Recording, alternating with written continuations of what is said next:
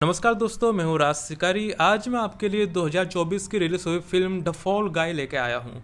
ये जो फिल्म थी ये गोसलिन भैया की थी और ये काफ़ी हिट हुई थी। इसकी IMDb रेटिंग 6.9 है। तो फिल्म को शुरू करने से पहले मैं आपको बता दूं कि फॉल गाय का मतलब क्या होता है। फॉल गाय एक वो आदमी होता है जिसको सब दोस्त देते हैं, भले उसकी गलती हो या ना हो। तो कुछ इस तरीके की स्टोरी है इस फिल्म में। तो बिना किसी देरी के मैं इस फिल्म को एक्सप्लेन करना शुरू करता हूँ।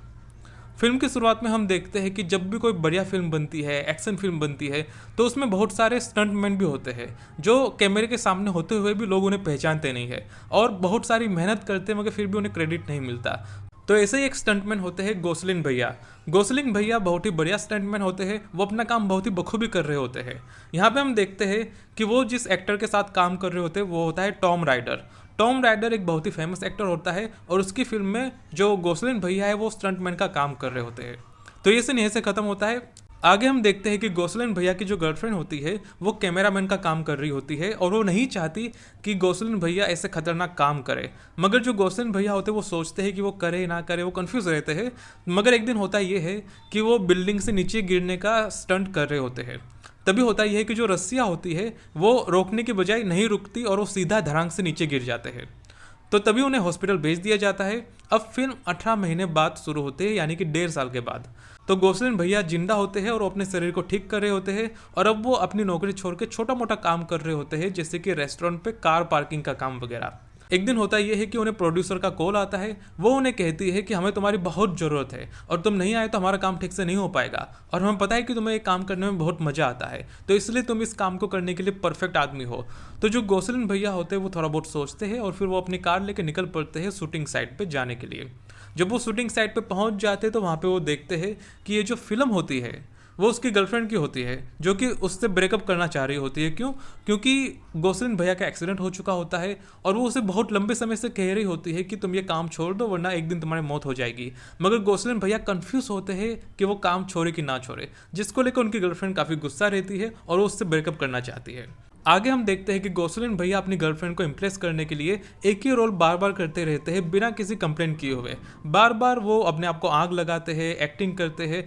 आखिर में हम देखते हैं कि गोसलिन भैया की हालत बहुत टाइट हो चुकी होती है, मगर फिर भी वो अपनी गर्लफ्रेंड को शिकायत नहीं करते और एक बार फिर से उनके पैरों पे, शरीर पे आग लगाई जाती है और वो एक्टिंग करते रहते हैं, जिसको लेकर गोसलिन भैया की हालत बहुत खराब हो जाती है। मगर आखिर में वो अपने प्यार के लिए ये रोल करते रहते हैं। तो पूरा दिन अपने आप को आग लगाने के बाद रात को जब गोसलिन भैया आराम कर रहे होते हैं तभी वहाँ पे फिल्म की प्रोड्यूसर आती है और उसे कहती है कि हमारे फिल्म का जो मेन एक्टर है यानी कि टॉम राइडर वो कहीं गायब हो गया है, तो तुम जाके उसे ढूंढ के लेके आओ।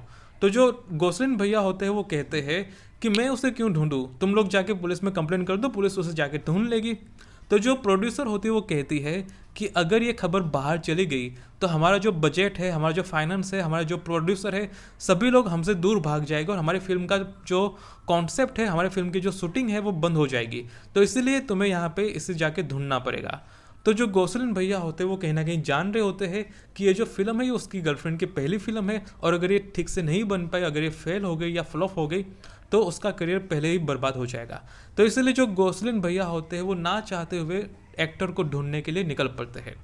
जब वो निकल रहे होते हैं तभी वो अपनी गर्लफ्रेंड से भी मिलते हैं। वहाँ पे थोड़ा बहुत रोना धोना होता है और इसी यहीं पे ख़त्म हो जाता है। आगे हम देखते हैं कि जो गोसलिन भैया होते हैं वो उस एक्टर के घर पे जाने के लिए एक खंबे पे लटकते हुए वहाँ पे चले जाते हैं। जब वो घर के अंदर जाते हैं तो वहाँ पे उसे एक लड़की के साथ लड़ाई हो जाती है। आगे हम देखते हैं कि वो जो लड़की होती है वो उसे बताती है कि एक ड्रग माफिया है जिसके पास उसकी कुछ जानकारी हो सकती है। तो जो गोसलिन भैया होते हैं वो उस ड्रग माफिया को मिलने के लिए चले जाते हैं। वहाँ पे होता यह है कि जो ड्रग्स माफिया होता है वो जूस के अंदर ड्रग्स मिला के गोसलिन भैया को ड्रग्स पिला देता है, मगर वहाँ पे दबा के मारधार होती है। गोसलिन भैया नशे में भी दबा के मारधार कर देते हैं, जिसके बाद वो जो ड्रग माफिया होता है वो उसे होटल का रूम नंबर बता देता है जहाँ पे उसे एक्टर मिल सकता है। आगे हम देखते हैं कि गोसलिन भैया को ड्रग का नशा चढ़ चुका होता है और इसके चलते उन्हें चारों तरफ यूनिकॉर्न घोड़े दिख रहे होते हैं। ये सीन यहीं पे खत्म होता है। आगे हम देखते हैं कि गोसलिन भैया उस होटल पे जाते हैं जहाँ पे वो एक्टर मिल सकता है। तो वो होटल के स्टाफ को वो कोडवर्ड बोलता है, जिस कोडवर्ड को सुनने के बाद वो उसे एक कार्ड देते हैं जिससे कि दरवाजा खुल जाता है। जिसके बाद गोसलिन भैया की कार्ड को लेके उस होटल के कमरे पे जाते हैं, मगर होटल का कमरा खुल नहीं रहा होता। जिसके बाद वो वापस काउंटर पे जाते हैं, दूसरा कार्ड लेके आते हैं। अब दूसरा कार्ड भी खुल नहीं रहा होता, तो इसलिए वो होटल के कमरे को धक्का देके तोड़ देते हैं और वो कमरे के अंदर चले जाते हैं। जब वो होटल के कमरे के अंदर जाते हैं तो वहाँ पे उन्हें लाश दिखती है बाथरूम के अंदर, जिसे देख के गुसलिंग भैया की फट के 64 हो जाती है। तभी वो अपने प्रोड्यूसर को जाके कॉल करते हैं और कहते हैं कि होटल के कमरे में लाश पड़ी है, तुमने मुझे वहाँ पे क्यों भेजा। जिसके बाद वो पुलिस के पास जाते हैं, पुलिस वाले उनके साथ जाते हैं और होटल का कमरा खोलते हैं तो वहाँ पे लाश नहीं होती। तो वो अपना वहम समझ के वहाँ से निकल जाते हैं।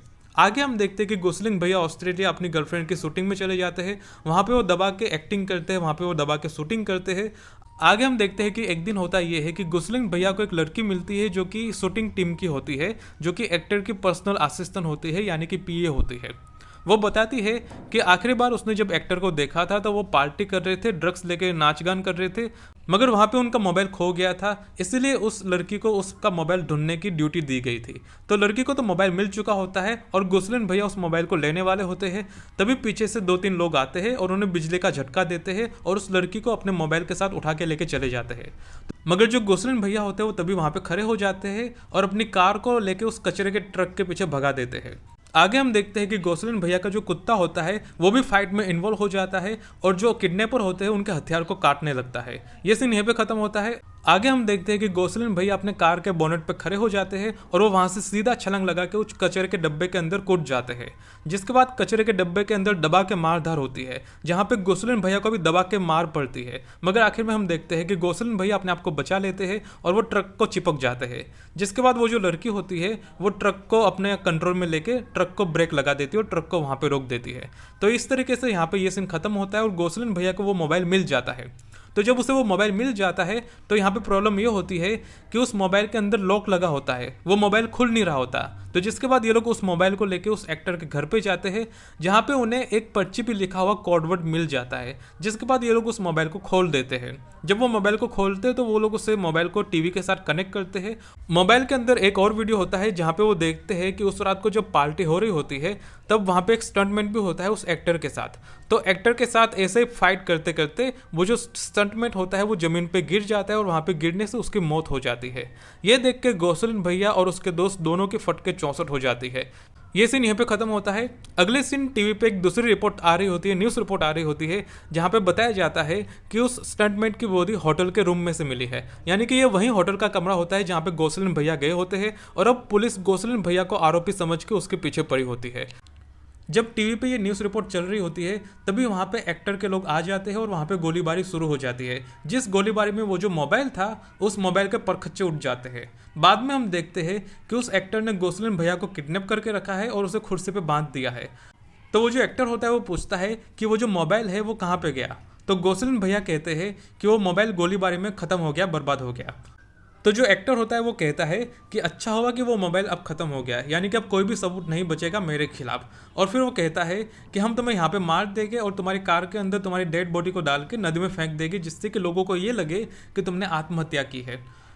आगे वो एक्टर और भी बड़े बड़े खुलासे करता है। वो कहता है कि जब गोसलिन भैया बिल्डिंग के छत पे से नीचे गिर गए थे तो रिमोट कंट्रोल को खराब करने में उसका ही हाथ था और वो उसे इसलिए मारना चाहते थे क्योंकि गोसलिन भैया बहुत फेमस हो चुके थे और वो नहीं चाहता कि कोई स्टंटमैन उस एक्टर के सामने फेमस हो जाए। वो चाहता है कि सारी पब्लिसिटी उसके पास रहे और इसीलिए उसने गोसलिन का एक्सीडेंट करवा दिया, उसे बिल्डिंग की छत से नीचे गिरा के।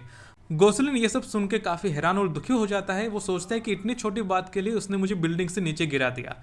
जिसके बाद वो बताता है कि पार्टी में जब उस रात उस लड़की की मौत हो गई थी तो जिसके बाद उसने अपने प्रोड्यूसर को कॉल किया था और प्रोड्यूसर ने सारी जिम्मेदारी ली थी कि वो किसी और को इसके आरोप में फंसा देगी और सारा मामला रफा दफा हो जाएगा। तो ये सुन के जो गोसलिन होता है वो समझ जाता है कि उसे जानबूझ के इस मामले में फंसाया गया है। आगे वो पता चलता है कि उस होटल में जो डेड बॉडी रखी गई थी उसके ऊपर बर्फ डाला गया था जिससे कि वो सड़ ना जाए।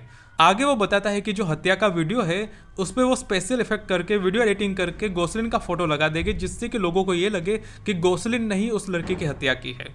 जिसके बाद वो लोग उसे पेट्रोल डाल के जलाने लगते हैं। तो जो गोसलिन भैया होते हैं वो हेल्प हेल्प चिल्लाते हैं, मगर वहाँ पे उसकी हेल्प करने के लिए कोई नहीं आता। आखिर में गोसलिन भैया पेट्रोल को अपने मुंह के अंदर भर देते हैं। जब उसे आग लगाने वाली होती है तब वो सारा पेट्रोल उन लोगों पे छिड़क देते हैं, जिससे कि उन लोगों को आग लग जाती है।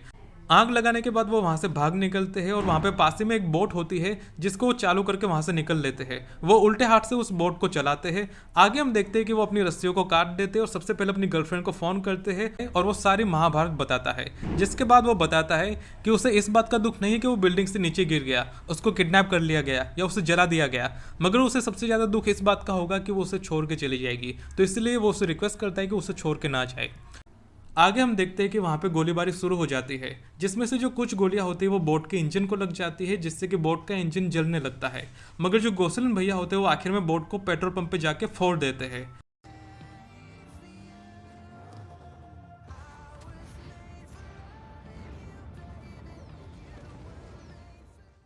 तो सबको लगता है कि यहाँ पे गोसलिन की मौत हो गई और टीवी पे ये न्यूज़ चलने लगती है कि गोसलिन ने आत्महत्या की है और साथ ही में उसका जो नकली वीडियो था उसे टीवी पे चला दिया जाता है। तो यहाँ पे सबको लगता है कि गोसलिन मारा गया है, मगर यहाँ पे ट्विस्ट ये है कि गोसलिन अभी भी जिंदा होता है। वो नदी में से निकलता है और अपने आप को बचा के वहाँ से भाग निकलता है। जिसके बाद गोसलिन भैया शूटिंग साइट पे जाते हैं और अपनी गर्लफ्रेंड से मिलते हैं और उसे सब कुछ बताते हैं। साथ ही वो बताता है कि एक ओरिजिनल वीडियो था जिसमें पूरा सबूत था, मगर वो मोबाइल अब बर्बाद हो चुका है, यानी कि अब इनके पास कोई भी सबूत बाकी नहीं है। तो जो उनकी गर्लफ्रेंड होती है वो बताती है कि हम उसका कन्फेशन ले लेते हैं ऑडियो में, जिससे कि हम ये साबित कर सकते हैं कि उसने ही उस लड़के की हत्या की है। तो इस तरीके से ये लोग प्लान बनाते हैं। आगे हम देखते हैं कि जब वो एक्टर आया होता है शूटिंग करने के लिए, तभी शूटिंग के बीच में गोसलिन भैया कार में आ जाते हैं और उस कार को उटपटांग तरीके से जबरदस्त तरीके से चलाने लगते हैं। तो आखिर में वो जो एक्टर होता है वो डर जाता है और वो कन्फेस कर लेता है कि उसने हत्या की है। तो ये जो कन्फेशन होता है ये एक ऑडियो में रिकॉर्ड हो चुका होता है, जिसके बाद इनके पास सबूत हो गया होता है। जिसके बाद गोसलिन भैया 200 मीटर लंबे पहाड़ पे से कार को उछाल देते हैं और फिर कार घूमते हुए सीधा नीचे गिरती है।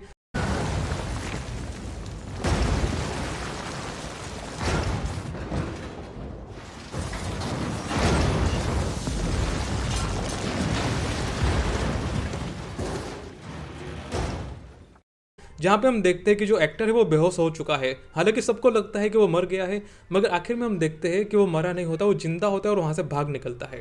आगे हम देखते हैं कि वो जो एक्टर होता है वो कैसेट को लेकर वहाँ से भागने की तैयारी कर रहा होता है, मगर तभी जो गोसलिन भैया होते हैं वो कैमरा कार को लेकर सीधा हेलीकॉप्टर पे कूद जाते हैं और फिर हेलीकॉप्टर में काफ़ी लाटम जुतम मार धार तोड़ फोड़ होती है। आखिर में जो गोसलिन भैया होते हैं वो कैसेट को लेकर सीधा हेलीकॉप्टर से नीचे कूद जाते हैं और वहाँ पे बहुत बड़ा कुशन होता है जिसपे वो सुरक्षित लैंड कर जाते हैं। जिसके बाद हम देखते हैं कि जो एक्टर और प्रोड्यूसर होती है उसे पुलिस वाले आके पकड़ लेते हैं, मगर तभी जो एक्टर होता है वो नो फोन जोन में चला जाता है जहाँ पे मोबाइल यूज़ करने की अनुमति नहीं होती, क्योंकि वहाँ पे धमाके हो सकते हैं। तभी वहाँ पे धमाका होता है और एक्टर के वहाँ पे चिथड़े उठ जाते हैं। तो इस तरीके से यहाँ पे इनकी कहानी खत्म होती है। आगे हम देखते हैं कि जो गोसलिन भैया होते हैं और उनकी जो गर्लफ्रेंड होती है उनकी सबसे पहली बनाई हुई फिल्म सुपरहिट हो जाती है और इस तरीके से इनका करियर शुरू हो जाता है। जिसके बाद ये लोग अपनी लाइफ बढ़िया से जीते हैं और कहते हैं कि हमारी लाइफ किसी फिल्म से भी बढ़िया जा रही है, और ये फिल्म यहीं पे ख़त्म हो जाती है। तो आपको ये फिल्म कैसी लगी आप नीचे कमेंट करके जरूर बताएं, और मैं आगे भी रायन गोसलिन की दूसरी फिल्म में एक्सप्लेन करूंगा, तो इसीलिए चैनल को जरूर सब्सक्राइब कर दे। सो इट इज़ मी राज शिकारी साइनिंग ऑफ।